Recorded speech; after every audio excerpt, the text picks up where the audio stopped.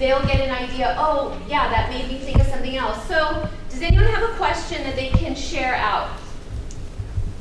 Anybody?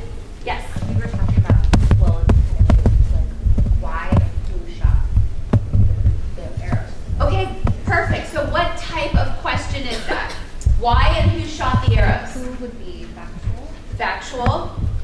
And then why was, I mean, unless.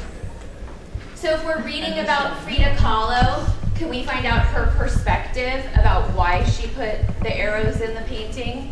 Okay. So factual. Factual or evaluative if she's making the choice about why she put those in. Maybe is she in pain?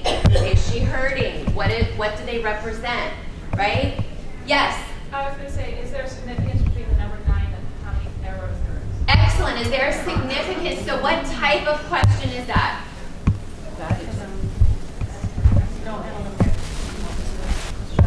So it could be factual or analytical, right? Remember, there's that overlap. Yes? Is there a connection between the dead branch and the foreground, the deer? I'm so glad you asked that. There is.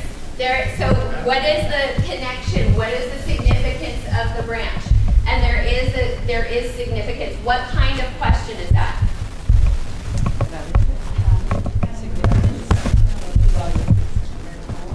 What do you guys think?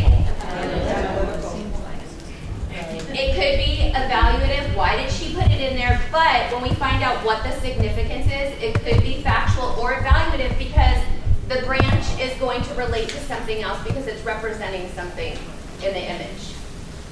Yeah. And are there 9 branches on that branch?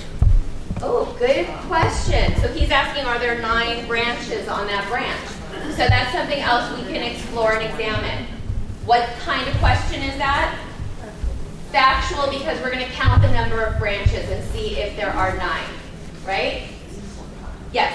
What did she want people to feel when they were inside this painting? Excellent. What kind of question is that? Open-ended, analytical. Analytical, but Unless she has a response specifically that she wants. but you're asking people's reaction, so it's their point of view or perspective.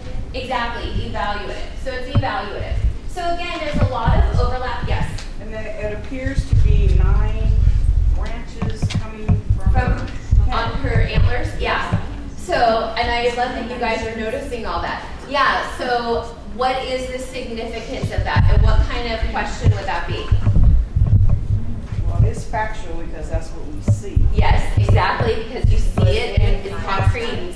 Analyze it and evaluate it as well. Exactly, exactly. So these lend themselves, and we can do a whole study on this and what everything signifies and represents in this painting.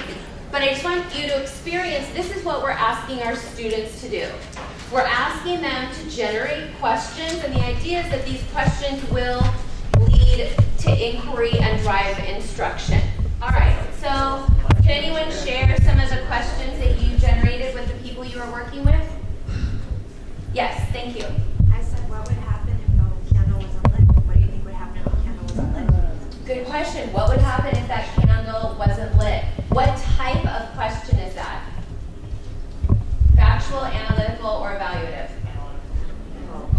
Analytical, because you're looking at different things that are happening that's going to impact what they're doing, the experiment, the phenomenon. Yes? What if the cylinder was a different size and or shape? Okay, Different good. size, maybe. So what would happen if the cylinder was a different size or shape? Size. What kind of question is that? Analytical or factual, depending on what happens in the experiment.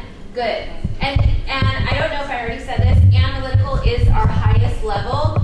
In science, we want the kids to try to generate these analytical questions because then we're really seeing that they're making connections to prior knowledge, to other content.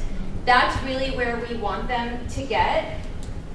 So I love that we already have 2 analytical questions. Does anyone else have a question that you generated with your partner? Yes. Is the candle being pushed or pulled? Good. Is the candle being pushed or pulled? What kind of question is that? Analytical or factual, depending when we learn about the science of what is happening. Anybody else? Yes. What is the function of the heat? What is the function of the heat? Good. What kind of question is that?